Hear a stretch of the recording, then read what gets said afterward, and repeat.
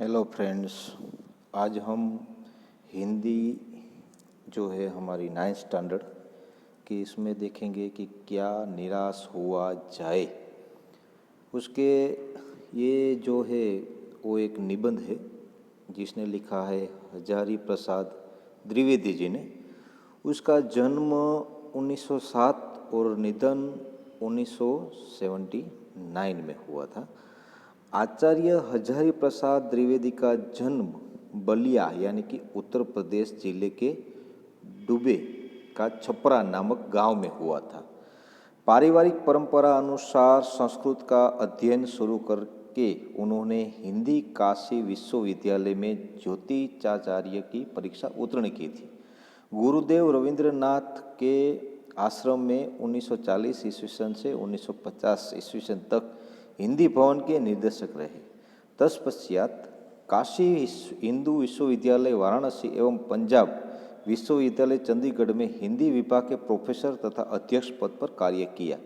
भारत सरकार ने उन्हें पद्म भूषण की उपाधि भी सम्मानित किया गया था। हिंदी साहित्य जगत में द्विवेदी जी की एक निबंधकार, उपन्यासकार, समालोचक तथा शोधकर्ता, इतिहासकार के रूप में प्रचलित है।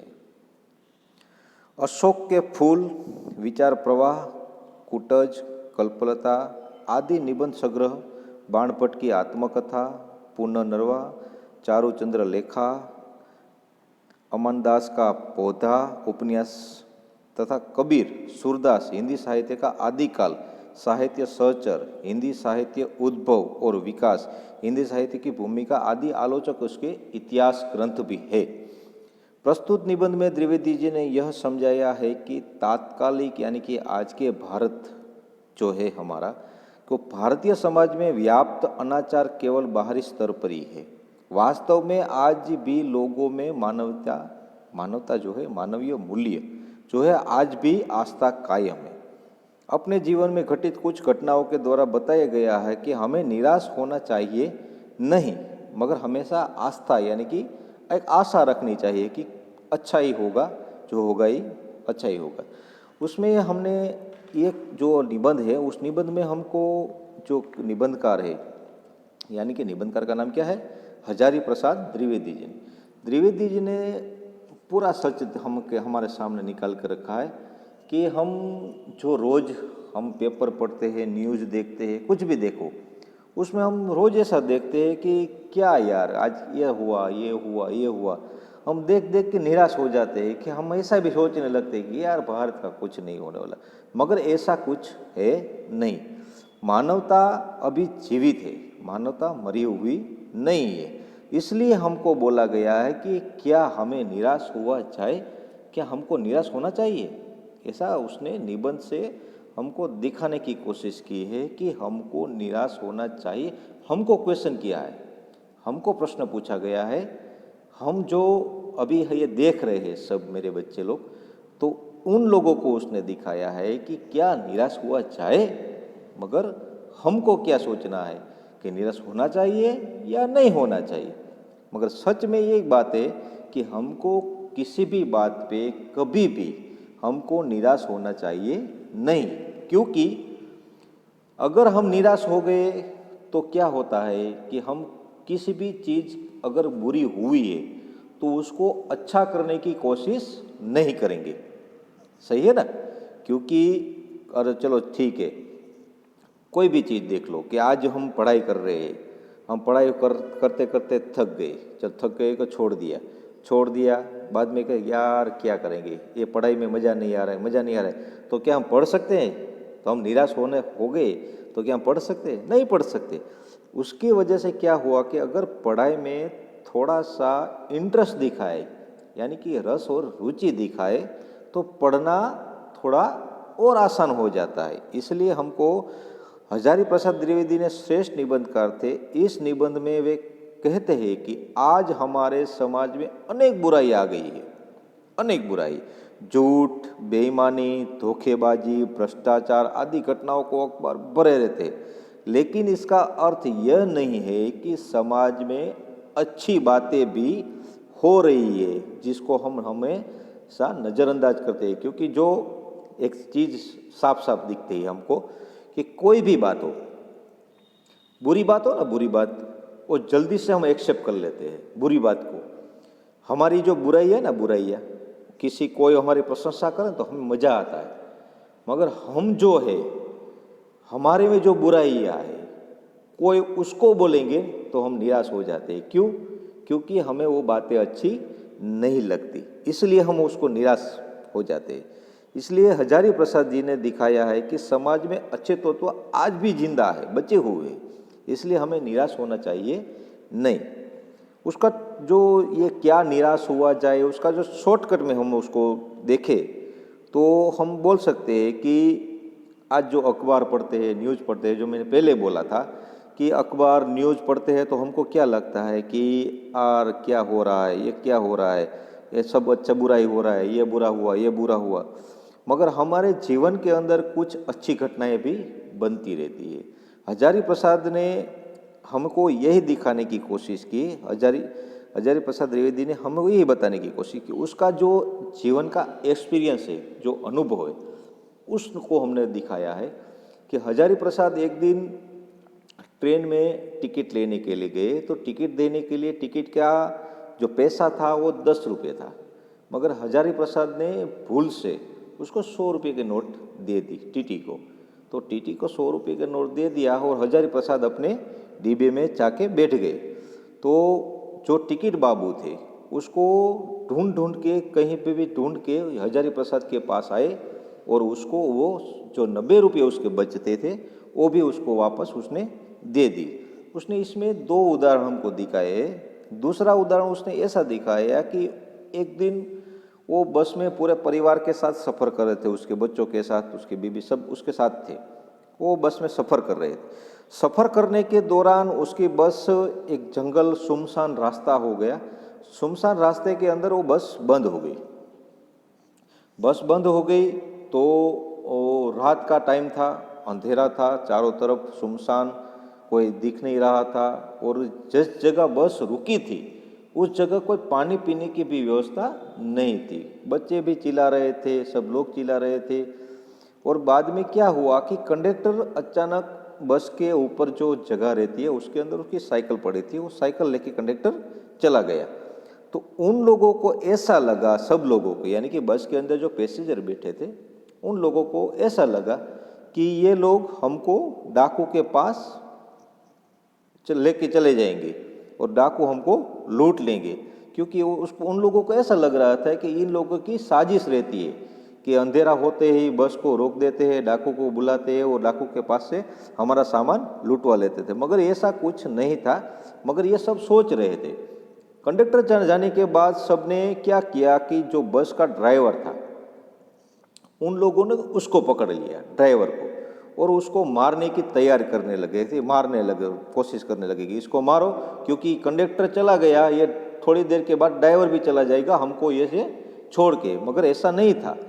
ड्राइवर को जब सब पकड़े थे तो ड्राइवर ने हरिप्रसाद के सामने देखा तो हरिप्रसाद को ऐसा बोलने लगा कि पंडित जी मुझे बचाइए इन लोगों से, ऐसा कुछ नहीं है। मगर हजारी प्रसाद ने सब लोगों को समझाया कि भाई ये लोग ऐसे नहीं है, इसको छोड़ दो। मगर सब ने क्या किया कि चलो मान गए, मारा नहीं, मगर बस के जो ड्राइवर था उसको पकड़ के उसने नज़रबंद कर दिया कि ये कहाँ कहीं चला ना जाए। अगर हमारे पर डाकू अटैक करते हैं तो हमको क्या करना है कि पहले इसका काम तमाम करना है, किसका, यानी कि ड्राइवर का। मगर थोड़ी देर हुआ, यानी कि घंटे 2 घंटे बीत गए। 2 घंटे के बाद अचानक सामने से देखा तो एक खाली बस आ रही थी। खाली बस आ रही थी। कंडक्टर ने क्या किया थी कि वो बस के अड्डे, यानी कि बस स्टैंड पे गया, वहाँ पे एक जो दूसरी बस थी उसको लेके आया, साथ में वो सामान भी लेके आया, क्या खाने का, थोड़ा दूध पिया, पानी थोड़ा लाया था सबको पिलाने के लिए, बच्चों। उसको पंडित जी के आकर देखा कि आपके बच्चे भूख से तड़प रहे थे, मुझसे ये देखा नहीं गया, इसलिए मैं यहाँ से इमरजेंसी, यानी कि तात्कालिक चला गया। और बाद में सबको लगा कि चलो ठीक है, सबको बस में बिठाया और सबको अपने अड्डे पे सबको पहुँचा दिया। ऐसा नहीं है कि हम ऐसा सोचने लगते हैं कि यार ये बस हमें नेगेटिव पहले आ जाता है। कोई भी सोच हो, कोई भी विचार हो, पहले उसमें नेगेटिव दिखता है, बाद में हम उसको कोशिश करेंगे तो नेगेटिव भी पॉजिटिव बन सकता है। तो उसमें हम छोटा छोटा सा देखेंगे तो क्या करते हैं कि आज चोरी, डकैती, तस्करी, भ्रष्टाचार घटनाओं की बोलबाला हो गई है। अखबार में झूठी घटनाओं से भरे रहते हैं। ऊंचे पदों पर बैठे लोग चरित्र के दोषपूर्ण दिखाई देते हैं। कोई भी कुछ भी करता हो, लोग उसमें दोष खोजने ही लगते। परिश्रम करने वाले लोग की हालत बुरी है, यानी कि जो मेहनत करते हैं उसकी हालत बुरी है। जो कोई काम नहीं करता, यानी कि बिंदास रहता है, मौज मजा करता है, उसको कोई टेंशन ही नहीं है, उसको कोई क्या हो रहा है, क्या कुछ हो रहा है, उसको कोई उसकी फिक्र भी नहीं रहती है। चलो हम इसको आगे बढ़ते हैं। अब मेरा मन कभी कभी बैठ जाता है, यानी कि मैं कभी कभी निराश हो जाता हूँ। किस बात को लेके कि समाचार पत्र में जब भी मैं पढ़ता हूँ तो ठगी, डकैती, चोरी, तस्करी और भ्रष्टाचार के समाचार भरे रहते हैं। आरोप प्रत्यारोप के कुछ ऐसे वातावरण बन गया है कि लगता है कि देश में कोई ईमानदार आदमी ही नहीं बचा। अब ऐसा लगता है कि अब देश में कोई ईमानदार आदमी ही नहीं बचा है क्या। हर व्यक्ति की संदेह की दृष्टि, यानी कि हम सबकी दृष्टि से देखते हैं सबके सामने, जो जितना ही ऊंचा पद है उतना ही उसके सामने अधिक दोष डालते हैं कि उपले अधिकारी है ना, वो सिर्फ रिश्वत खाते हैं, कोई काम नहीं करते, ऐसा हम सोचने लगते हैं कोई भी बात हो। एक बहुत बड़े आदमी ने मुझसे एक बार कहा था कि इस समय सुखी वही है। कि देखो क्या बात हो रही है कि एक आदमी ने मुझे ऐसा बोला, हरिप्रसाद द्विवेदी बोल रहे हैं कि एक आदमी ने मुझे एक दिन ऐसा बोला था कि जो कुछ नहीं करता ना, जो कुछ भी करेगा उसमें लोग दोष खोजने लगेंगे। अगर हम कुछ काम करेंगे तो उसमें दोष निकालने की कोशिश करेंगे और उसके सारे गुण भूल दिए जाएंगे और दोषों को बड़ा चढ़ा कर दिखाया जाने लगेगा। सही बात है ना, काम करते हैं तो उसमें से दोष तो निकलेगा ना। अगर काम ही नहीं करेंगे तो दोष कहाँ से निकलेगा। उसके दोस्त ने ऐसे उसको बताया, दोष किसमें नहीं होता। यही कारण है कि हर आदमी दोषी अधिक दिख रहा है, गुणी का बिल्कुल ही नहीं है। स्थिति अगर ऐसी है तो निश्चित ही चिंता का विषय है। अगर ऐसा है हमारे देश में तो जरूर ये चिंता का विषय है कि अगर कोई आदमी काम करता है तो उसमें हम हमेशा दोष निकालते रहते हैं। क्या यही भारतवर्ष है? जो हमारे निबंधकार है हरिप्रसाद जी ऐसा बोल रहे हैं कि क्या यही भारत है जिसका सपना किसने देखा था? तिलक और गांधी ने देखा था। रविंद्रनाथ ठाकुर और मदनमोहन मालवीय का महान संस्कृति सभ्य भारतवर्ष किसी अतीत के गहराव में डूब गया है, क्यों नहीं पूरा डूब गया है। कि जो भारत का सपना देखा था कि सोने की पहले क्या बोलते थे, भारत को सोने की चिड़िया बोलते थे। आर्य और द्रविड़, हिंदू और मुसलमान, यूरोपियन और भारतीय आदर्शों की मिलित भूमि यहाँ का महामानव समुद्र है। हमारे देश में सभी तरह के लोग रहते हैं, सभी तरह के जाति ज्ञातिवाद सभी लोग रहते, हिंदू, मुस्लिम, सिख, ईसाई सभी रहते। और इसकी वजह से हमको क्या लगता है कि हमारे भारत में ये सब अलग पड़ गए, थलग पड़ गए, मगर ऐसा कुछ नहीं है। सब मिलजुल कर ही रह रहे हैं। हमें ऐसा सोचेंगे तो हमको ऐसा ही दिखेगा। अगर हम ऐसा सोचेंगे कि सब ऐसा सोच रहे, हमको ऐसा दिख रहा है तो ये सही है। मगर हम उसके लिए पॉजिटिव थिंकिंग रखेंगे तो हमको उसमें पॉजिटिव दिखने लगेगा। मेरा मन कहता है कि ऐसा हो नहीं सकता। हमारे महान मनीषियों ने सपनों का भारत है और रहेगा। हमारे जो पूर्वज है उसने जो सपना देखा था वही भारत है और हमेशा रहेगा। यह सही है कि इन दिनों कुछ ऐसा माहौल बना है कि ईमानदारी से मेहनत करके जीविका चलाने वाले, जो मेहनत करके अपना जीवन गुजार रहे, निरीह वो भोले भाते श्रमजीवी पीस रहे, यानी कि गरीब लोग जो है वो पीस रहे। और झूठ तथा फरेब का रोजगार करने वाले फल फूल रहे हैं। जो झूठ बोल रहे, झूठ से अपना धंधा रोजगार जो चला रहे वो आज फल फूल रहे। ईमानदार को मूर्खता का पर्याय समझ जाने लगा है। सच्चाई केवल भीरू और बेबस लोगों के हिस्से में ही पड़ी है। ये ऐसी स्थिति में जीवन में महान मूल्यों के बारे में लोगों की आस्था ही हिल गई है। जो अच्छे लोग हैं, जो ईमानदार लोग हैं, उसकी जो ईमानदारी है वो खुद हिल गई है अब। परंतु ऊपर जो कुछ दिखाई दे रहा है वह बहुत ही हाल की मनुष्य निर्मित नीतियों की त्रुटियों की देन है। जो हमारे मनुष्यों को जो निर्माण किया है ना सभी चीज़ों का, उसमें जो खामियां रहती है उसकी ये देन है। इसलिए की वजह से हमको ऐसा दिखता है कि ये कुछ नहीं हो रहा है। सदा मनुष्य बुद्धि नई परिस्थितियों को सामना करने के लिए नए सामाजिक विधि निषेधों को बनाती है, उसके ठीक साबित न होने पर उन्हें बदलती है। नियम कानून हमें बनाते हैं और नियम कानून को हम बनाने के बाद दूसरा चेंज भी उसमें करते हैं।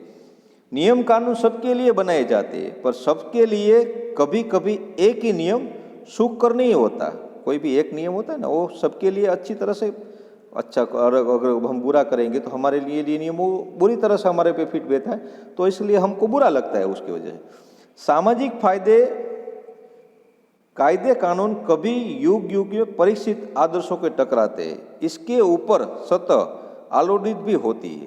पहले ही हुआ है, आगे भी होगा, उससे देकर हताश होना जाना ठीक नहीं है। पहले भी ऐसा हुआ था, आज भी हो रहा है, तो उसके वजह से हमें निराश होना चाहिए नहीं। भारत में कभी भी भौतिक वस्तु के संग्रह को बहुत अधिक महत्व नहीं दिया है। यानी कि पुराने चीज़ों को संग्रह रिक्त रखना, कोई भी पुराने नियम को अपने पास संभाल के रखना, ऐसा नहीं हुआ है भारत में। उसकी दृष्टि से मनुष्य में भीतर जो महान आंतरिक तत्व स्थिर भाव से बैठे हुए, वही चरम और परम है। हम जो सोचते वही सही है। लोभ, मोह, काम, क्रोध आदि विकार मनुष्यों में स्वाभाविक रूप से विद्यमान रहते ही है। जो मनुष्य रहता है ना, और मनुष्य के अंदर जो ये चीज़ें है ना, वो तो रहती है। यानी कि कौन कौन सी चीज़ रहती है? लोभ रहता है, किसी चीज़ का मोह रहता है, काम करने की इच्छा रहती है, क्रोध भी आता है, वो मनुष्य के स्वाभाविक में होता ही रहता है। ये चीज़ हमारे जो है ना कुदरत की देन है, वो तो रहेगी, मगर उसको पर उनमें प्रधान शक्ति मान लेना और अपने मन में तथा बुद्धि को उनके इशारे पर छोड़ देना, यह बहुत निष्ठुर और आचरण है। इसलिए हमें ऐसा भारतवर्ष ने कभी भी उन्हें उचित नहीं माना है। उन्हें सदा स्वयं से बंधन से बांधने रखने का प्रयत्न किया है, परंतु भूख की उपेक्षा नहीं हो सकती। यानी कि जो भूख लगती है ना, उसको हम नकार नहीं सकते कि चलो भूख लगी है। बीमार के लिए दवा की उपेक्षा नहीं की जाती। अगर कोई भी बीमार हुए हैं तो उसके लिए दवा की हमें जरूरत पड़ती है, उसको हम नकार नहीं सकते। गुमराह तो ठीक रास्ते पर ले जाते हैं कि उपायों की उपेक्षा नहीं की जा सकती। हुआ यह है कि इस देश में कोटि कोटि दरिद्रों ने हीन अवस्था को दूर करने के लिए अनेक कायदे कानून बनाए गए, जो कृषि उद्योग, वाणिज्य, शिक्षा और स्वास्थ्य की स्थिति को अधिक उन्नत और सुचारू बनाने का लक्ष्य प्रेरित है। परंतु जिन लोगों को इस कार्य में लगाया ना, उसका मन हर समय पवित्र नहीं होता। कोई भी आदमी हमें चलो कौन कौन सी व्यवस्था हमको ठीक करनी है कि चलो कृषि उद्योग जो है उसको ठीक करना है, जो वाणिज्य उद्योग है, जो शिक्षा उद्योग है, शिक्षा जो हमारा क्षेत्र है वो जो स्वास्थ्य क्षेत्र है उसको ठीक करना है, उसके लिए क्या क्या करना है। मगर किसी भी आदमी को ये जिम्मेदारी जब देते हैं ना, ईमानदार आदमी अच्छा ही है, उसको काम अच्छी तरह से ही करना है, मगर क्या होता है कि जो परिस्थिति होती है, जो स्थिति होती है, उसके सामने वो आदमी लंबे टाइम कभी कभी ऐसा हो जाता है कि वो टिक भी नहीं सकता है। तो हमें उसमें क्या होता है कि वो लोग कार्य अपने जो रहता है उसको अच्छी तरह से नहीं कर सकता। उनका मन हर समय पवित्र नहीं होता।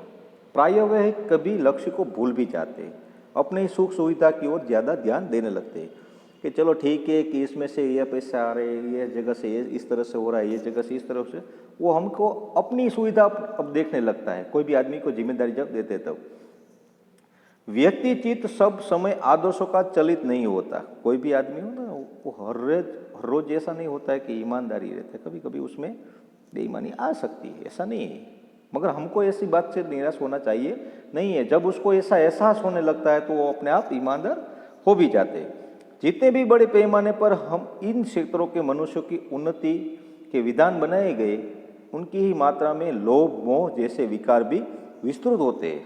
देखा ना हमने, कि कोई भी आदमी को जब जिम्मेदारी देते हैं ना, तो उस जिम्मेदारी के साथ साथ उसको उसमें से लोभ मोह भी आ सकता है। लक्ष्य की बात भूल गए थे कि जो लक्ष्य दिया है, कि जो उसको कार्य क्षेत्र दिया है, उस कार्य क्षेत्र को उसको आगे बढ़ाना है, उसको अच्छी तरह से उसको प्रस्तुत करना है, मगर कभी कभी भूल जाते हैं। आदर्शों को मजाक का विषय बनाया गया है और संयम को दक्यानोजिस मान लिया गया है। परिणाम जो होना था वह हो रहा है। यह कुछ थोड़े से लोगों के बढ़ते हुए लोभ का नतीजा है, परंतु इससे भारतवर्ष के पुराने आदर्शों को अधिक स्पष्ट रूप से महान और उपयोगी दिखाई देने लगेंगे। हम कोई कोई आदमी ऐसा होता है, ऐसा नहीं कहते हैं हम सब के सब ईमानदार होते हैं, ऐसा भी हम नहीं कह सकते कि सब बेईमान होते, ऐसा नहीं है। जो काम करते हैं, जो हमेशा काम करते हैं, तो उसमें क्या होता है कि कभी कभी कोई ऐसी चीज़ होती है उसमें लोभ उसमें आ जाता है। तो लोभ आ जाता है तो हम ऐसा नहीं कह सकते कि ये आदमी बुरा है, कि काम की अवस्था है, उसका जो वातावरण है, उसको ऐसा वातावरण मिलता है तो कभी कभी उस चीज़ से वो लोभ में आ जाता है, वो मोह आ जाता है कि चलो ये कर ले तो ठीक है, ये कर ले तो। मगर हमें हमेशा पॉजिटिव थिंकिंग से देखेंगे, पॉजिटिव तरह से देखेंगे तो सब अच्छी तरह से हो रहा है। भारतवर्ष सदा कानून को धर्म के रूप में देखता है। हमारा जो कानून रहता है वो धर्म के रूप में देते हैं। आज एकाएक कानून और धर्म के अंतर कर दिया है। धर्म और कानून में दोनों में अंतर हो गया है। धर्म को धोखा नहीं दिया जा सकता। देखा ना कि कोई भी हम अपने भगवान को कभी धोखा दे नहीं देंगे, मगर क्या करेंगे, कानून को हम हमेशा धोखा देने की कोशिश करेंगे। ऐसा नहीं है कि हम सभी चीज़ें देखते हैं तो सभी जगह देखते हैं, तो कोई कोई ऐसा आदमी हो सकता है कि, मगर जो भगवान के नाम पे होता है तो उसमें कभी वो ऐसा नहीं देखता कि भगवान को चलो लूट ले। आज तो हो रहा है, ऐसा नहीं हो रहा कि भगवान को भी लूट लिया जाता है। यही कारण है कि लोग धर्म भीरू है, कानून की त्रुटियों का लाभ उठाने में संकोच नहीं करते। कानून में जो कानून बनते हैं ना, उसमें कोई कोई त्रुटि तो होती रहती है। उसकी वजह से क्या होता है कि वो कानून तोड़ने की कोशिश तो करेंगे ही, उसको त्रुटि को निकाल के वो अपना लाभ ले लेंगे। इस बात के पर्याप्त प्रमाण खोजे जा सकते हैं कि समाज में उपली वर्ग में चाहे जो भी होता हो, भीतर भीतर भारतवर्ष में अब भी यह अनुभव कर रहे हैं कि धर्म कानून से बड़ी चीज है। धर्म जो है ना वो कानून से बड़ा है। आज भी हम ऐसा एहसास करते हैं। अब भी सेवा, ईमानदारी, सच्चाई, आध्यात्मिकता के मूल्य बने हुए हैं। ये दब अवश्य गए, वो दब गए हैं, वो सच है, मगर लेकिन नष्ट नहीं हुए। किसी भी आदमी जो रहता है ना, उसमें ईमानदारी तो होती ही नहीं, ऐसा नहीं होता। कोई भी कितना भी भ्रष्ट कर्मचारी हो, कोई भी किसी भी तरह का भ्रष्ट हो, मगर उसमें एक ईमानदार हमेशा छुपा ही रहता है। आज भी वह मनुष्य से प्रेम करता है, महिलाओं का सम्मान करता है, झूठ और चोरी को गलत समझता है, दूसरों की पीड़ा पहुंचने को पाप समझता है। हर आदमी अपने व्यक्तिगत जीवन में इस बात का अनुभव करता है कि समाचार पत्र में जो भ्रष्टाचार के प्रति इतना आक्रोश है, वही यही साबित करता है कि हम ऐसी चीज़ों को गलत समझते हैं। यानी कि हम जो देखते हैं कि ये गलत हो रहा है, तो हम ऐसा महसूस करते हैं कि ये सही में गलती हो रहा है, क्योंकि वो हमारी ईमानदारी है, हमारे में जो मानवीय मूल्य है जो वो उसको दिखाता है। यह सही साबित करता है कि यह एक हम ऐसी चीज़ों को गलत समझते हैं और समाज में उन तत्वों की प्रतिष्ठा कम करना चाहते हैं जो गलत तरीके से धन या मान संग्रह करते हैं। गलत तरीके से अपना धन संग्रह यानी कि पैसा कमाते हैं, गलत तरीके से वो सम्मान कमाता है। देखो, कोई भी आदमी के पास जब पैसा होता है तभी उसका मान होता है, जब उसके पास पैसे चले जाते हैं उसका मान भी चला जाता है। दोषों को पर्दाफाश करना बुरी बात नहीं है। अगर किसी में बुराई है तो उसको दिखाओ कि ये आदमी बुरा है। बुराई यह मालूम होती है कि किसी के आचरण में गलत पक्ष को उद्घोटित करके समय उसमें रस लिया जाता है और दोषोघटन का एकमात्र कर्तव्य मान लिया जाता है। बुराई में रस लेना बुरी बात है, अच्छाई को उतना ही रस लेकर उजागर न करना वो सबसे बुरी बात है। क्या कहते हैं, सीधी सी बात है कि अच्छाई को उतना ही रस लेकर उजागर करना चाहिए। जो हम बुरी बात को लेकर हम दौड़ते हैं, तड़पते हैं कि इसको किसी भी तरह उजागर कर को इसको भेज दो, या मगर उसकी जो अच्छाई होती है वो भी हमको दिखाने के लिए कोशिश करनी चाहिए। इसकी वजह से वो अच्छा है वो हमको सबके सामने लाना है। सैकड़ों घटनाएं ऐसी घटती है कि जिनमें उजागर करने के लोग चित्त के अच्छाई के प्रति अच्छी भावना लगती है। एक बार रेलवे स्टेशन पर टिकट लेते हुए जब अब दिखा क्या रहे कि वो अपना एक्सपीरियंस दिखा रहे, यानी अपना अनुभव दिखा रहे कि क्या क्या हो रहा है, कैसा कैसा होता भी है।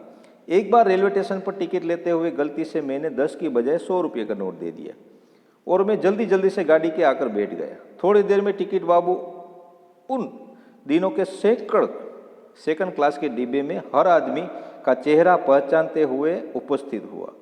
उसने मुझे पहचान लिया और बड़ी विनम्रता के साथ मेरे साथ हाथ में 90 रुपये रख दिए और बोला, यह बहुत गलती हो गई थी, आपने भी नहीं देखा, मैंने भी नहीं देखा। उसने चेहरे पर विचित्र संतोष की गरिमा थी। मैं चकित हो गया। मैंने देखा कि मैं तो भूल ही गया था, मुझे भी पता नहीं था कि मैंने 100 रुपये के नोट दिए। मुझे ऐसा लगा कि मैंने 100 रुपये के जगह मैं 10 रुपये दिए। मगर जब वो टिकट बाबू मुझे मेरे पास पैसे लेके आए, मुझे पैसे दिया, तो उसके चेहरे से मैंने पढ़ लिया कि उसको पूरा आत्मसंतोष हुआ है, कि उसको शांति मिल गई कि मैंने एक अच्छा काम कर दिया। कैसे कहूँ कि दुनिया में सच्चाई और ईमानदारी लुप्त हो गई? मैं कैसे कह सकता हूँ? मैं ऐसा नहीं कह सकता कि अभी हमारी जो दुनिया है उसमें ईमानदारी लुप्त हो गई, नहीं हुआ है। वैसी अनेक अछांतित घटनाएं हुई है, परंतु एक घटना ठगी और वांछन की अनेक घटनाओं से अधिक शक्तिशाली होती है। देखो, आप कोई भी अच्छा काम करो, कितने भी अच्छे काम करो, अगर कभी भी आपसे एक भी गलत काम हो गया तो आपका जो गलत काम हो पहले दिखाएगा और जो आपका अच्छा काम है वो सभी काम दब जाएंगे जो आपके एक बुरे काम की वजह से हो गया। आपने जानबूझ के नहीं किया, मगर आपसे हो गया है, तो क्या होता है कि जो सामने वाला देखने वाला जो आदमी है वो यही देखेगा कि ये बुरा है, मगर जो आपने अच्छे काम किए ना वो आपको दब जाते हैं। ये सही बात है, वो शक्तिशाली होती है, क्योंकि जो बुरी घटना है वो बहुत शक्तिशाली होती है। इसकी वजह से आपकी अच्छी जो आपकी घटना है वो दब जाती है। एक बार मैं बस यात्रा कर रहा था, मेरे साथ मेरी पत्नी और 3 बच्चे भी थे। कितने बच्चे थे? 3 बच्चे। बस में कुछ खराबी थी, रुक रुक कर चल रही थी।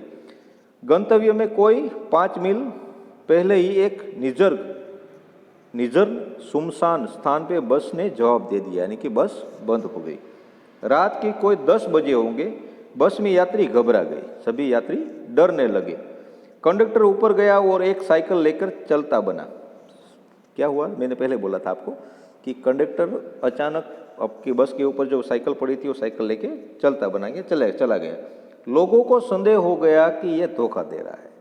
लोगों को शक हुआ कि ये हमको धोखा दे रहा है, इसलिए वो अचानक चल। बस में बैठे लोगों ने तरह तरह की बातें शुरू हो गई। किसी ने कहा कि यहाँ डकैत होती है, जो दिन से पहले इसी तरह बस को लूट लिया गया है। परिवार सहित अकेले में ही था। बच्चे, मेरा एक का ही पूरा परिवार था, सभी कोई अलग अलग थे। बच्चे पानी पानी चिल्ला रहे थे, पानी का कहीं भी ठिकाना न था। ऊपर से आदमियों का डर समा दिया, यानी कि सभी लोग डरे हुए सहमे हुए थे। तो क्या हुआ, क्या करेंगे, अब क्या होगा, ऐसा सब सोच रहे। और तरह तरह की बातें भी चालू हो गई। सब बातें करने लगे, यहाँ पे डाकू होते हैं, यहाँ पे डकैती होती है, सब तरह तरह की बातें होने लगी। कुछ नौजवानों ने ड्राइवर को पकड़कर मारने पीटने का हिसाब बनाया। सभी ने एक होकर मन बनाया कि चलो आज तो कंडक्टर ड्राइवर को मारेंगे। ड्राइवर के चेहरे पर हवाइयाँ उड़ने लगी, यानी कि वो पूरा डर गया। लोगों ने उसे पकड़ लिया। वह बड़े कातर ढंग से, यानी कि कतरा कर मेरे सामने देखने लगा और बोला, हम लोग बस का कोई उपाय कर रहे हैं, बच्चा ये लोग मारेंगे मुझे। किसको बोला उसने? हरिप्रसाद द्विवेदी जी को। डर तो मेरे मन में ही भी था, क्योंकि मैं भी डरा हुआ था, क्योंकि वो जगह ऐसी थी, वो ऐसा वातावरण बन गया था कि अब क्या होगा। पर उनकी कातर मुद्रा देखकर मैंने यात्रियों को समझाने की मारना ठीक नहीं है। मैंने यात्री को समझाया इसको मारना ठीक नहीं है। डर तो मेरे मन में भी था, पर उसकी कातर मुद्रा देखकर मैंने यात्री को समझा लिया। परंतु यात्री ने इस इतने घबराए गए कि मेरी बात सुनने को तैयार ही नहीं थे। कहने लगे, इनकी बातों में मत आइए, ये धोखा दे रहा है। जो पैसेंजर थे ना, वो पंडित जी को बोल रहे हैं कि इसकी बातों में मत आइए, ये धोखा दे रहा है। कंडक्टर को पहले ही इन लोगों ने डाकू के पास भेज दिया कि डाकू को बुला के आए और हमें यहाँ से लूट ले। मैं भी बहुत भयभीत था, पर ड्राइवर को किसी तरह मारपीट से बचाया। 1.5-2 घंटे बीत गए। मेरे बच्चे भोजन और पानी के लिए व्याकुल थे। मेरी और मेरी पत्नी की हालत बुरी थी। लोगों ने ड्राइवर को मारा तो नहीं, पर उसे बस के उतार कर एक जगह घेर लिया। और कोई भी दुर्घटना होती है तो पहले ड्राइवर को समाप्त कर देना उचित ही जान पड़ा। सबने सोच लिया कि पहले क्या करेंगे, अगर कोई भी घटना हो तो हम ड्राइवर को पहले मारेंगे। ये गिड़गिड़ाने का कोई विशेष असर नहीं पड़ा। ड्राइवर गिड़ गया मगर उसका कोई विशेष असर नहीं पड़ा। इसी समय क्या देखता हूँ कि एक खाली बस चली आ रही है और उस पर हमारा बस कंडक्टर भी बैठा हुआ था। उसने आते ही कहा कि अड्डे से, यानी कि जो बस स्टॉप होता है वहाँ से एक नई बस लाया हूँ, इस पर भी आप सब लोग बैठ जाइए। बस चलाने लायक नहीं है। फिर मेरे पास एक लोटे में पानी और थोड़ा सा दूध लेकर आया और बोला, पंडित जी, बच्चे का रोना मुझसे देखा नहीं गया, वहीं से दूध मिला तो थोड़ा दूध लाया हूँ। और यात्रियों ने फिर में जान आ गई कि हालो चलो अच्छा है कि हम अपनी जगह पहुँच जाएंगे। सब ने उन्हें धन्यवाद दिया, ड्राइवर से माफ़ी मांगी और 12 बजे से पहले हम सब लोग अड्डे पे पहुँच गए। कितने बजे से पहले? 12 बजे से पहले। कैसे कहूँ कि मनुष्यता एकदम समाप्त हो गई? ऐसा एक्सपीरियंस हुआ, ऐसा अनुभव हुआ तो मैं कैसे कह सकता हूँ कि मनुष्य समाप्त हो गया? नहीं हुआ है, मनुष्यता अभी भी जीवित है। कैसे कहूँ कि लोगों में दया माया रह नहीं है? जीवन में न जाने कितनी ऐसी घटनाएं हुई जिन्हें भूला नहीं जा सकता। ठगा भी गया हूँ। पंडित जी कहते हैं मैं ठगा भी गया, यानी मुझे भी ऐसा मेरे साथ भी ऐसा हुआ है। धोखा भी खाया है, परंतु बहुत कम स्थलों पर विश्वासघात का नाम की चीज मिलती है। विश्वासघात बहुत कम होता है। केवल उन्हीं बातों का हिसाब रखो जिनसे धोखा खाया है, ऐसा हिसाब रखो। ऐसा नहीं कि हम अच्छा काम करते तो गिनाएंगे, नहीं, हमें जो धोखा खाया है, हमें जो ठगा गया है, उसको याद रखो, जिसकी वजह से हम दूसरी बार ऐसा न हो पाए। तो जीवन कष्टकर हो जाएगा, परंतु ऐसी घटनाओं को बहुत कम नहीं है। सब लोगों ने अकारण सहायता की है, निराश मन को ढाढ़स दिया है और हिम्मत बढ़ाई है। कई और रविन्द्रनाथ ठाकुर ने अपने एक प्रार्थना गीत में भगवान से प्रार्थना की थी कि संसार में केवल नुकसान ही उठाना पड़े, धोखा ही खाना पड़े, तो ऐसे अवसरों पर भी हे प्रभु मुझे ऐसी शक्ति दो कि मैं तुम्हारे ऊपर संदेह ना करूं, मैं कभी अपने भगवान के ऊपर ऐसे शक ना करूं, यानी कि शंका ना करूं, यानी कि संदेह ना करूं कि जिसकी वजह से मेरी जो मनुष्यता है वो नष्ट हो जाए। मनुष्य की बनाई विविध गलत नतीजे तक पहुंच रही है तो उन्हें बदल होगा। वस्तुतः आज दिन इन्हें बदला ही जा रहा है, लेकिन अब भी आशा की ज्योत बुझी नहीं है। महान भारतवर्ष को पाने की संभावना बनी हुई है और बनी रहेगी। मेरे मन में निराश होने की जरूरत नहीं है। अगर हम निराश हो गए तो भारतवर्ष को जो आगे बढ़ाने का जो हमारा सपना है वो कभी पूरा नहीं हो सकता। इसलिए कभी निराश होना चाहिए नहीं।